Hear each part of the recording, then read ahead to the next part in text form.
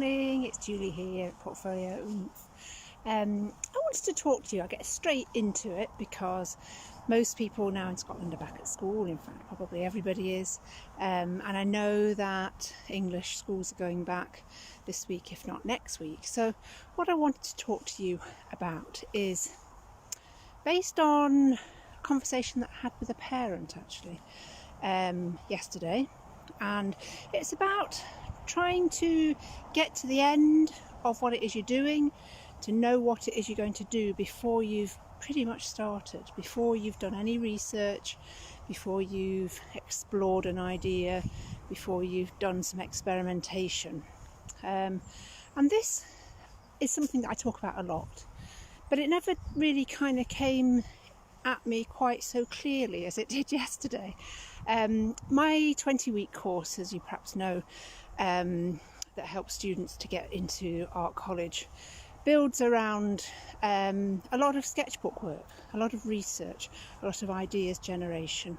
And the course that I have, the first project, is based around social issues. So things that are happening in the world, current affairs, things that are important to you, that you might want to create art about. Okay, and regardless of whether a student is on my course, whether they're doing architecture or fashion design or painting, sculpture, textiles, illustration, they're all basically on the same course, except for the points in the course where there is a brief, a project brief. So they're basically doing the same projects, exploring the same materials, the same media, the same techniques, and I'm sending them all over the internet looking at different artists and designers. And it's not until that they've done a lot of research on this particular project that the brief is then dropped into the class. And as the course is delivered, it's delivered in kind of weekly bundles of lessons, if that's how you want to do it. It's online, so there's videos and all sorts, but you can only see the next week's lessons. And this student and her mum had kind of seen that the course brief, she couldn't see it. It was locked. You can kind of see it. It's greyed out, but you can't see it to read it. And she'd asked if I could unlock it so that she could see where she's going and what she wants to do. And it just suddenly occurred to me that, oh no, that's not what I want you to be doing. Because I think it's very much, I remember at school kind of having an idea of what I was going to do before I'd done any research, before I'd done any sketchbooks. And that's what I'm trying to kind of get to in the course, is that you can explore an idea in lots of different ways, have fun with materials, you can make some mistakes and do all kinds of things before you actually get to the nitty-gritty of what am I going to make. Because all that work that goes on beforehand, if you know what the finished sort of requirement is going to be, it might inhibit that research and that development.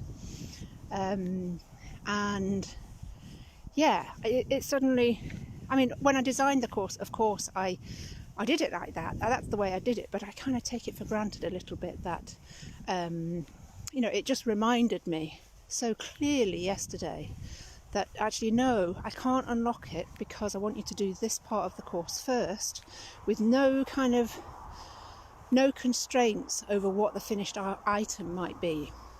Okay. And also practicalities. It's quite difficult to unlock it for one person and not for everybody else. But that beside the point, really.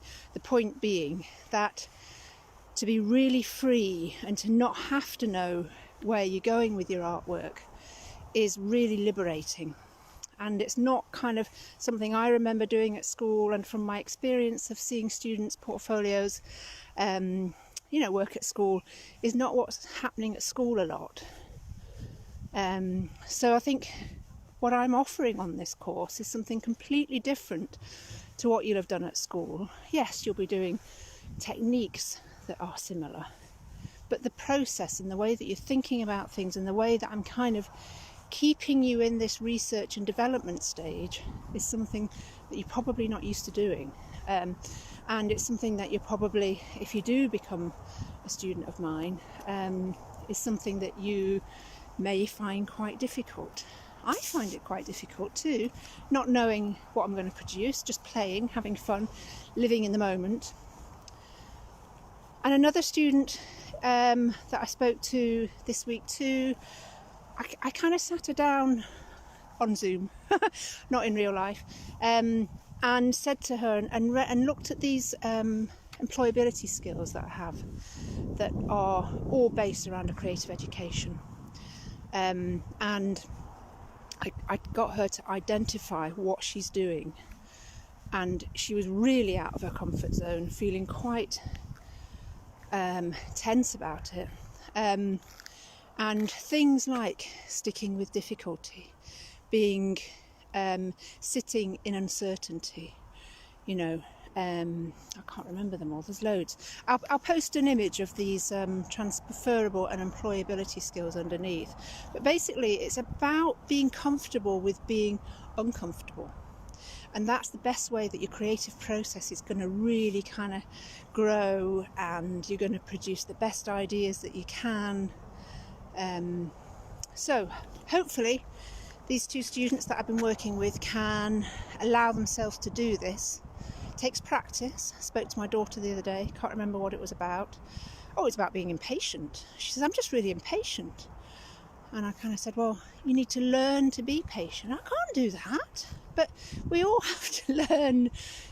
We all have to learn new skills, and these are just new skills to learn. And they're great, you know, if you can get yourself in a position where you're happy in uncertainty, it will stand you in really good stead, not only in your art, but I mean, look at what's happened, you know, over the last 18 months. Life has been so uncertain, hasn't it? You know, exams have been so uncertain, and it throws us all into a sort of turmoil, doesn't it? But if we can get used to being out of our comfort zones and in uncertainty, our quality of life will increase, I believe, hugely. Anyway, that's my rant over for this morning. I hope it's been helpful. I've not been here for ages. It's been summer and we've been busy. My new studio is almost ready. I can't wait to do some videos from there and welcome some students back to the studio at some point. I've got a few local students this year, but we're still on Zoom.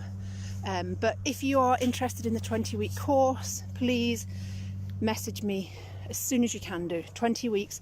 I'm actually not taking any more students on the 20-week course. I'm taking students now on the 10-week course. It's the same course, exactly the same course, just it gets delivered faster so that you get to your deadlines in January. It's more than 20 weeks until the deadlines now. So I put students now on a 10-week course, which you can study faster than 10 weeks, so you can, or slower, so you can take sort of 15 weeks if you want to. But both of them are flexible, but just that the 20-week course won't get you there in time. But I'll put a link to the course below this video, and hopefully your school days are enjoyable at the moment. Holidays enjoyable, and put a message in the comments. Tell me, what can you do today that will put you in uncertainty that you can actually learn to kind of live with. Okay, right, I'm going to stop because I'm getting to a busy road. It's getting noisy. Take care. Bye.